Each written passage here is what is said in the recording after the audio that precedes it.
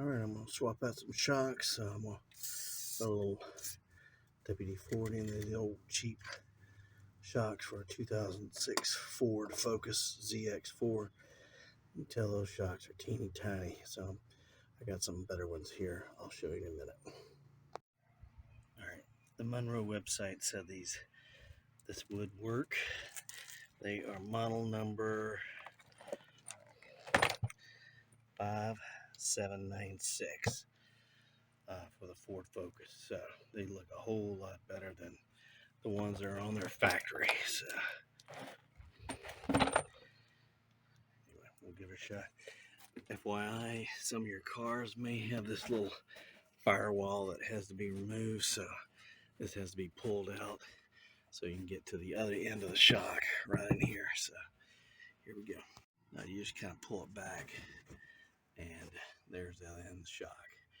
That's actually really nice and clean. So get it going here. I loosened up the bottom with a 15 millimeters. It's really tight, so loosened almost enough to get it off, but I stopped. So now I'm gonna work on this little guy, so get the rest of it going. So here we go. All right, so I got this off. It'd be better to probably use a lock wrench on the top, so you don't have to be holding it with both hands, unless just to wedge it. But there's the bolt and the little spacer. So now I'm gonna go down to the bottom and unhook it, and then put the new one in. And anyway, it took about 5 minutes of hard work, but anyway, next one should be easier. All right, you know your shocks are bad when this is this is how it was. So here's the part supply for the new one. Interesting enough, this one's already compressed with this little wire holding this on. So I'm thinking that might be easier to get that in there like that. And as soon as I can get it up to a point, clip that little wire when it's going up, when I have this bottom piece mounted in there, so that it's a little easier to in case it expands too much. So anyway, I'll let you know what I do here in a moment. Here's the bolt from the other one. Bolt looks pretty good.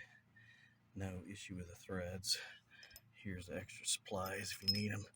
I may put this on top to replace that other one.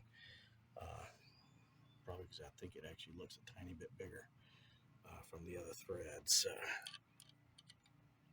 let's see. It is bigger. So this one, there's too much space on that.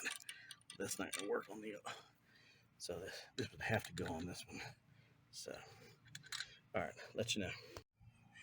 So here is the top of the shock, and it's really just sitting there ready to go in that hole. But if I take that wire off, it might go up really fast. So I've got to use two hands, one to hold it, aiming for the hole.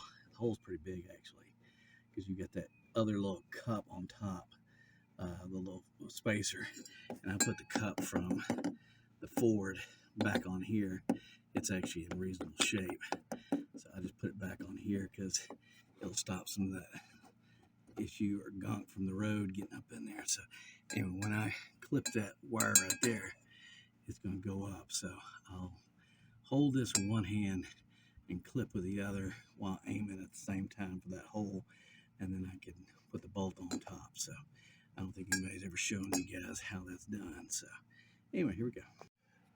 Just as I expected, as soon as I clipped that thing, it went straight up into the hole.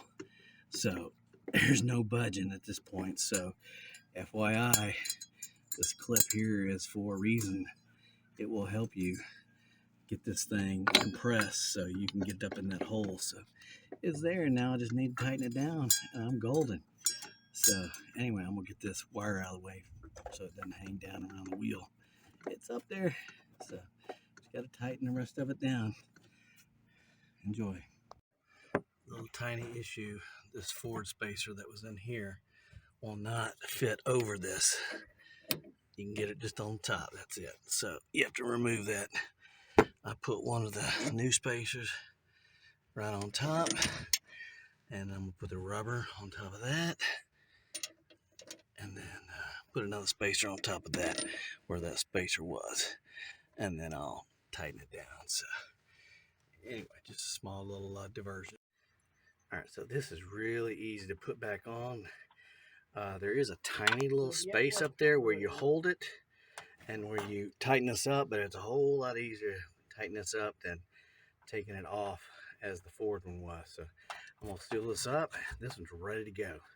The bolt at the bottom is already finished tightening it up. Only had like 4 or 5 turns, and it's tight, ready to go. Looks great.